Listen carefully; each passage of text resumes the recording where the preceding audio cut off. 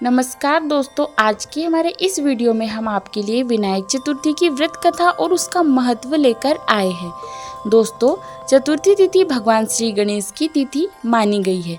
धर्मशास्त्रों के अनुसार अमावस्या के बाद आने वाली शुक्ल पक्ष की चतुर्थी को विनायक चतुर्थी कहते हैं। इस दिन भगवान श्री गणेश की पूजा दोपहर मध्याह्न काल में की जाती है। श्री गणेश को विघ्नहर्ता भी कहा जाता है। वे सभी दुखों और कष्टों को हरने वाले देवता है। इसलिए भगवान श्री गणेश को प्रसन्न करने के लिए विनायक चतुर्थी का व्रत किया जाता है।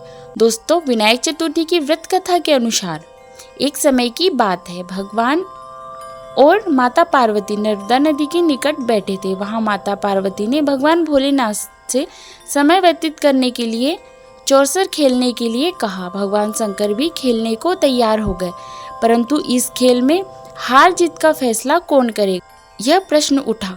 इसके जवाब में भोलेनाथ ने नर्मदा नदी के निकट से कुछ तिनके एकत्रित किए और एक पुतला बनाया। उसकी प्राण प्रतिष्ठा कर उससे कहा, बेटा, हम चौसर खेलना चाहते हैं, परंतु हमारी हार जीत का फैसला करने के लिए कोई नहीं है। इसलिए तुम बताना कि हम में से कौन हारा और कौन जीता।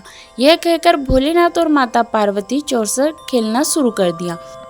इस प्रकार खेल 3 बार खेला गया। संयोगवश तीनों बार माता पार्वती जीत गई। खेल समाप्त होने पर उन्होंने बालक से कहा कि हार जीत का फैसला करो। तब बालक ने महादेव को विजय बता दिया। ये सुनकर माता पार्वती क्रोधित हो गई और क्रोध में आकर उन्होंने बालक को श्राप दिया और बोली, तुम्हारा एक पैर टूट जाएगा और तुम कीचड़ में पड़े रहोगे।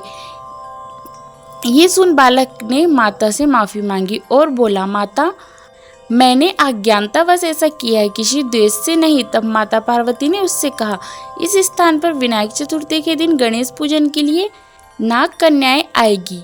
उनके कहे अनुसार तुम भी गणेश पूजन करना। ऐसा करने से तुम मुझे प्रसन्न करोगे। ऐसा कहकर माता पार्वती ने भोलेनाथ के साथ कैलाश पर्वत पर चली गई। 1 वर्ष के बाद उसे उस स्थान पर नाग कन्याएं आई और उनसे श्री गणेश की व्रत की विधि पता कर उस बालक ने 21 दिनों तक लगातार गणेश जी का व्रत किया, जिससे प्रसन्न होकर उन्होंने बालक को मनवांछित वर मांगने को कहा। तब बालक ने कहा कि हे विनायक, मुझे इतनी शक्ति दे दीजिए कि मैं अपने पैरों से चलकर अपनी माता पिता के पास पहुंच जाऊं। बालक को यह वचन देकर विघ्नहर्ता श्री गणेश अंतर ध्यान हो गए। इसके बाद बालक कैलाश पर्वत पर पहुंचा और वहां पहुंचने की सारी कथा अपने महादेव को सुना दी। उसी समय पार्वती जी महादेव से विमुख हो रखी थी। माता के रुष्ट होने पर भगवान शिव ने भी बालक के बताए अनुसार श्री गणेश का 21 दिनों तक व्रत किया, जिसके प्रभाव से माता की नाराजगी दूर हो गई और वो स्वयं महादेव से मिलने कैलाश पर्वत पहुंची। वहां पहुंचकर उन्होंने शिव जी से पूछा, आपने ऐसा कौन सा उपाय किया जिसके फलस्वरूप मैं आपके पास आ गई। तब भोलेनाथ ने विनायक चतुर्थी का इतिहास उन्हें बताया। यह सुन माता पार्वती ने अपने पुत्र कार्तिकेय से मिलने की इच्छा जताई और इसी इच्छा से उन्होंने भी 21 दिनों तक विघ्नहर्ता श्री गणेश का व्रत किया। और व्रत के 21वें दिन कार्तिकेय जी स्वयं पार्वती जी से मिलने आए। कार्तिकेय जी ने यह व्रत विश्वामित्र जी को बताया। विश्वामित्र जी ने 21 दिनों तक व्रत कर गणेश जी से जन्मों से मुक्त होकर ऋषि होने का वर मांगा और गणेश जी ने उनकी यह मनोकामना पूर्ण करी।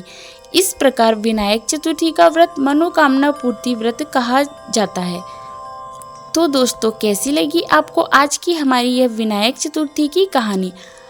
हमें कमेंट बॉक्स में लिखकर जरूर बताएं। साथ ही हमारे चैनल को सब्सक्राइब करना ना भूलें।